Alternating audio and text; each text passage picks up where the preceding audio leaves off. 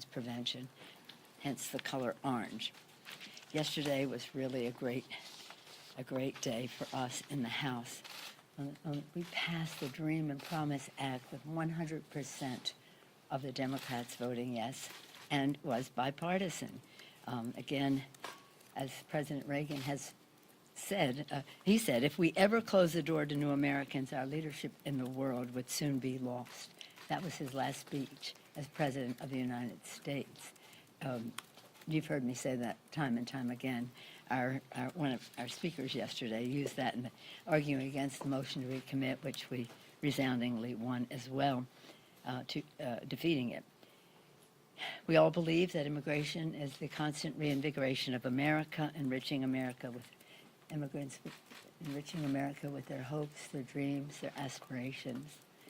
And again, it's really a happy day, because our dreamers, they're the gold standard. They love America, they're patriotic, they serve in our military, they teach in our schools, they help with health care, came here as children and are not to be charged for an action that they did not decide to take.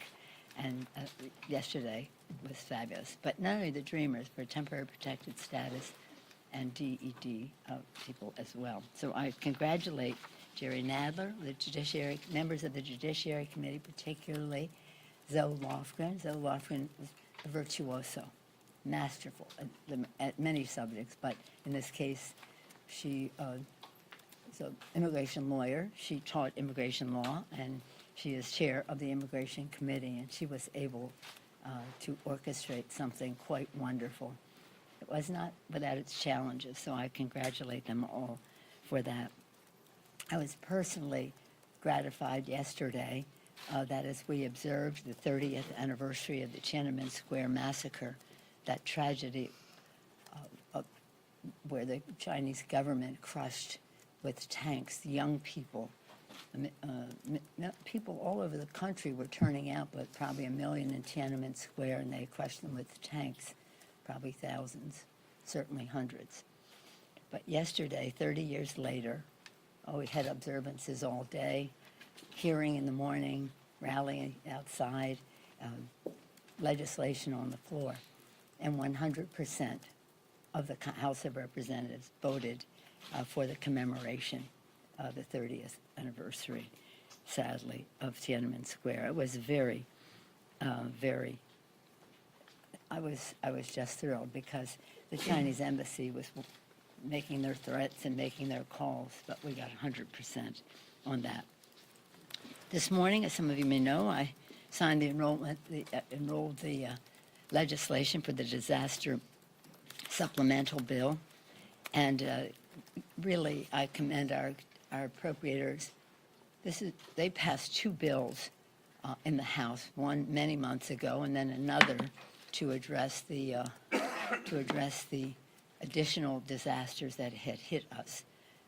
Finally, after much inaction, the Senate passed legislation, sent it over to us, and 3 times Republicans objected to the bill being taken up. So we're a couple weeks late, even compared to the Senate inaction, in getting this support out to the American people. In time of natural disaster, we have really a compact with the American people. In their time of need, beyond their own ability to deal with it in natural disaster, we promise to be there for them. So any delay just stirs despair. They get scared that it's not ever going to happen.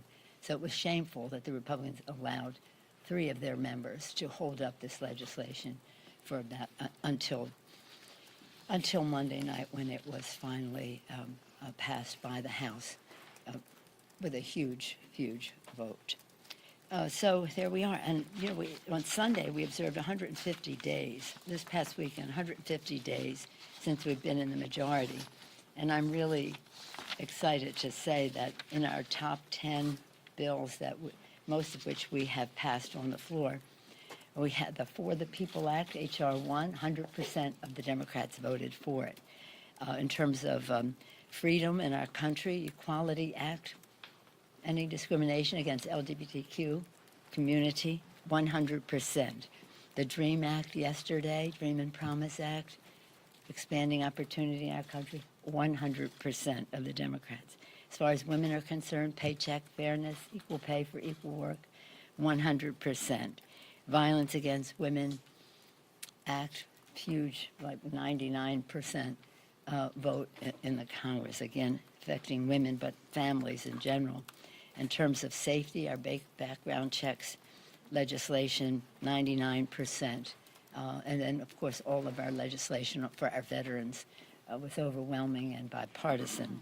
And then for young people, the Climate Action Now, 100% of the House Democrats. And net neutrality, important to young people, 100%. The list goes on and on. We're very proud of the work that we have done to send over to the Senate, where Mitch McConnell has said he's the Grim Reaper, it's a Senate graveyard. We have news for him. All of these issues are alive and well in the public, and he will be hearing from the public, and hopefully very soon on DREAM Act, gun safety, the list goes on.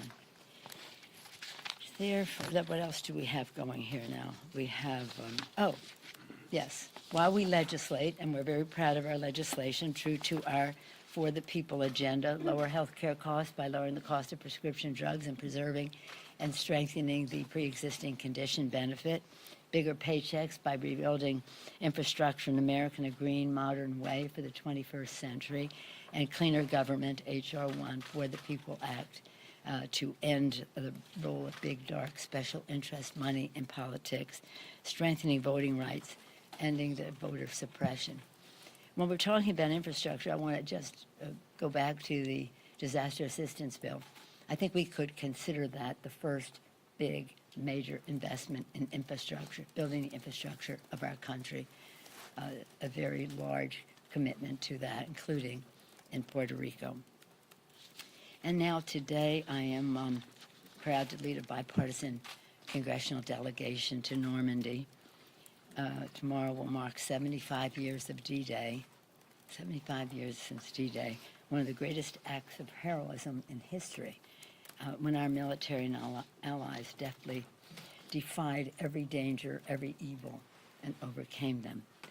President Eisenhower, General Eisenhower. And by the way, if you go to the rotunda, President Eisenhower is a prominent figure there, but he chose, as per his family conveying this to us, he chose to be represented there as a five-star general. I guess more people can become president than can become five-star generals, don't you think? Anyway, we went 5 years ago and spent time with the veterans. That's our purpose. We'll go again now, spending time thanking the veterans who are there. It's quite remarkable. We have a large bipartisan delegation. I'm sure we'll be hearing more about it. Any questions? Yes, Nancy. You met with the Mexican delegation yesterday. Do you think the president's threat of tariffs is working? Are they going to step up at the border? Do I think the president's threat? Well, let me read to you. This I found very interesting. The president, first of all, we have no paper. We have a tweet and we have a comment, but we have no paper as to whether and if and when he's going to do this. So how we respond to it will depend on what they send us. But what they did put out a statement and say, the White House released a formal statement announcing that tariffs would be imposed under the tariffs will be imposed under the International Economic Emergency Powers Act. That is known as IEEPA. And under that, the IEEPA is to allow sanctions of enemies in the face of unusual and extraordinary threats, not to be imposing tariffs on our allies. That's how the White House is framing this. Tariffs to allow sanctions on enemies in the face of unusual and extraordinary threats. This is from the same president of the United States when all of the intelligence agencies and now the Mueller report have clearly said that Russia made an assault on our elections. He won't defend our country from that. happening in the future. From a president who says that assault that they are claiming that Russia made on our elections is a hoax. That's not supporting and defending the Constitution of the United States. But back to your question. The meeting that we had was very respectful, praised the relationship between our two countries, made clear that we wanted to pass, we were trying to go to yes on U.S. Mexico-Canada trade agreement. Our concerns, as what I've told you before, overarching enforcement. Is this enforceable? And concerns under that, A, workers' rights and how our workers are treated and how their workers are treated. Secondly is environment, not in any particular order, but we can't be for a bill that does not improve the lot of America's working families.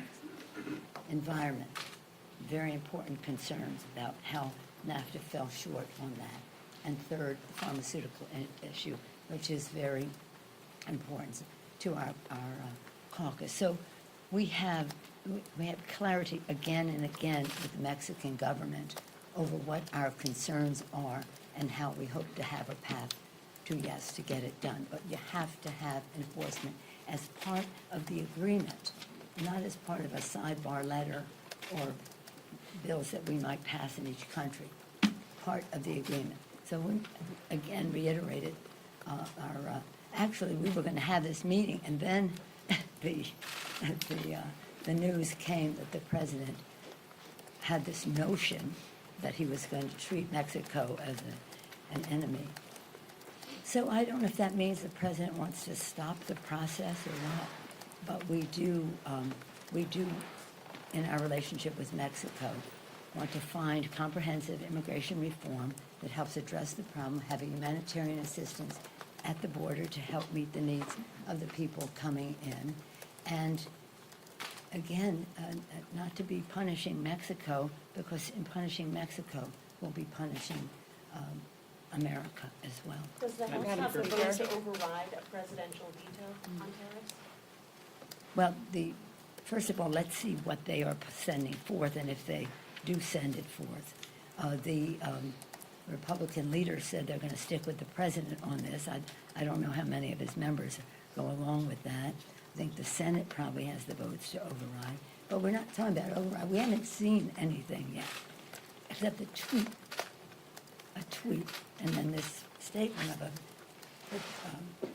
authority under which they would do this. But we haven't seen anything that we would be overruling and then going to the next step. But I think that this is dangerous territory. This is not a way to treat a friend. It's not a way to deal with immigration. It's not a way to meet the humanitarian needs at the border. Madam Speaker. Yes, ma'am. Looking ahead to next week and votes that are anticipated Yeah. for contempt, have Yeah. you made decisions about any penalty mechanisms that you would like to see?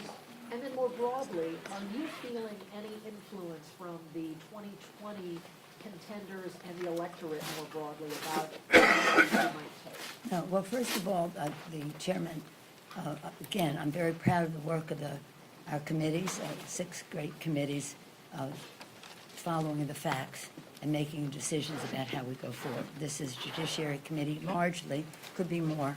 By Tuesday, we'll see how the administration responds to the Intelligence Committee. Could be more. And that we go from there. So that's going to, we take it one step at a time. No, I'm not feeling any pressure. Madam Speaker. And let me just address that. I see in some metropolitan journals and on some TV that we are trying to find our way or unsure about. Make no mistake, we know exactly what path we're on.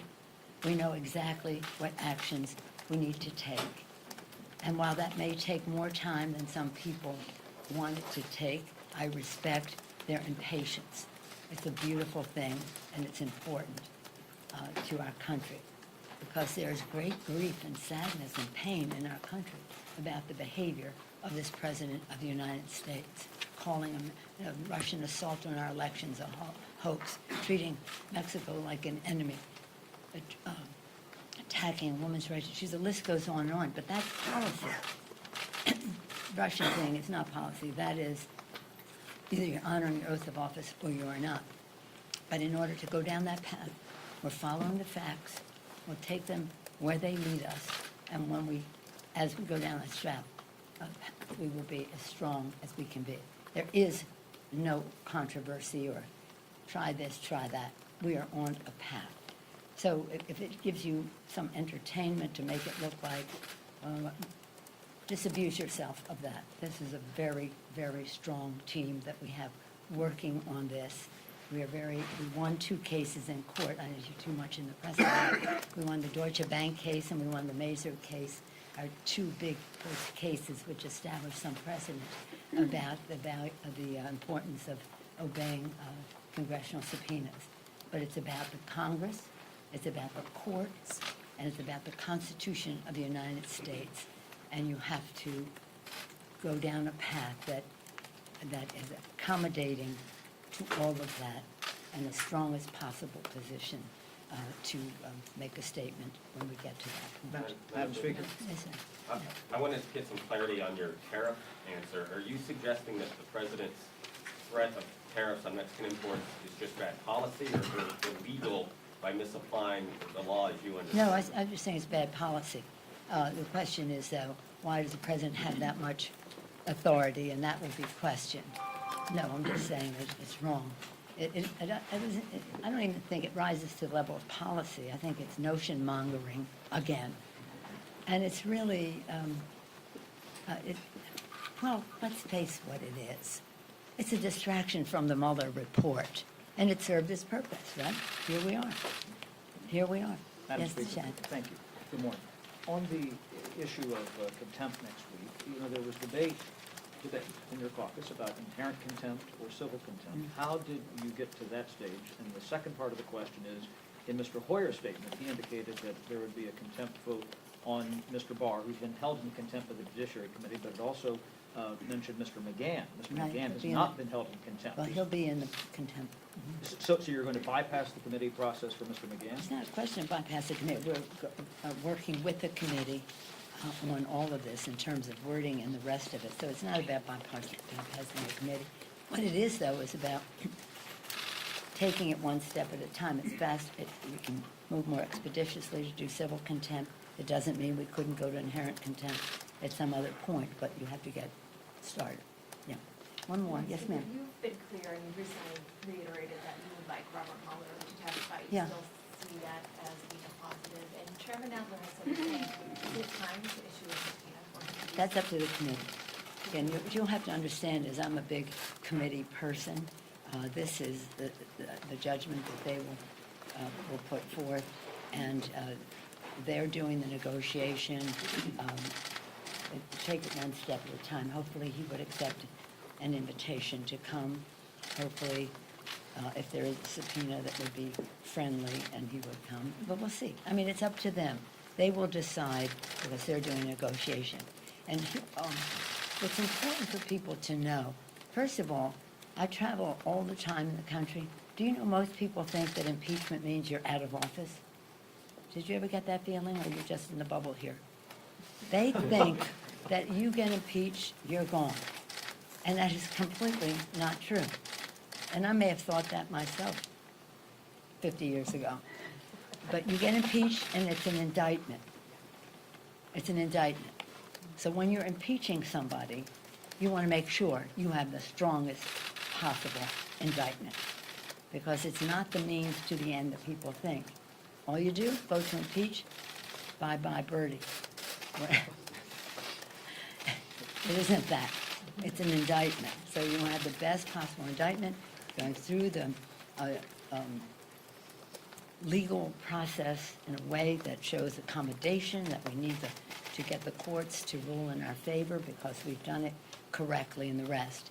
So it is the business of the committees to do that, and when they decide how their accommodations and their conversations are going, then we respect that. Yeah, and I'm very proud of them. I mean, just Jerry Nadler's been so fabulous, and the members. of the Judiciary Committee. Mind you, this list that I read to you, Dreamers yesterday, is what the People Act, some of that came out of the Judiciary Committee. Equality Act came out of the Judiciary. Dream and Promise Act out of the Judiciary Act. Background checks came out of the Judiciary Committee. So again, Violence Against Women Act came out of the Judiciary Committee. This is a very active and busy committee, and among its legislating, investigating, and litigating, they're doing a remarkable, remarkable job. But we're not going to investigate and litigate at the expense of our legislating. We are here to do the people's business, to make their lives better, to challenge the Senate, to take up legislation that does just that. And hopefully the public sentiment will weigh in on the Senate. I think they've passed 3 bills or something since they've been there. Not a good record. But in any event, the committee, in its wisdom and experience, will make a decision. We're very proud of our House counsel. He has done a terrific job as well, working with us. Thank you all very much. We're going off to Normandy right now. Isn't it exciting? Do you anticipate speaking with the president while there? I'm sorry? Do you anticipate speaking with the president while in France? I'm not sure that we'll be on the same, I don't know. I don't know if we'll see the president. But we have over 60 members coming on the trip. So we have our own presence as the House of Representatives, and the senators will be there as well. 5 years ago when we went there, our purpose is to be thanking the veterans, not to attend an event, but to thank the veterans. So, and they're just so fabulous and so courageous. So this was 5 years ago. So if they were 18, 19, at the time, they were around 20, they're around 89, 90 at the time. So we're talking to them, their families are there, spend the time with the families, with the vets. So I said to them, just in the course of conversation, my uncle, John D'Alessandro, he died at the Battle of the Bulge. And they said, oh yeah, we went there. We went there next. And you landed at Normandy, you climbed the walls, the hills, and all the rest, and you didn't get a chance to go home. No, they just fought, because all the Bulge was months later, but they fought their way to that. But imagine their courage.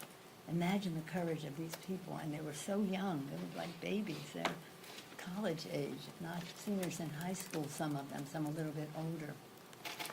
So we'll go to thank them. I think that in the future we may decide that we should have this every year instead of every 5 years, because 5 years will be a long time for many of them to be there. But we'll bring the good wishes of the American people in the most nonpartisan way possible. Just a trip about patriotism that we're very honored, all of us, to take, to extend the gratitude of our country. And for one of the greatest moments in history that made such a big difference, saving civilization. You cannot exaggerate the importance of that success, led by President General Eisenhower, who said if it didn't succeed, he would take that responsibility. How blessed we are with our young people, but also with our leadership, President Eisenhower. Thank you all very much. Kevin Durant going to play tomorrow night? That will say no. You don't think so? I don't know.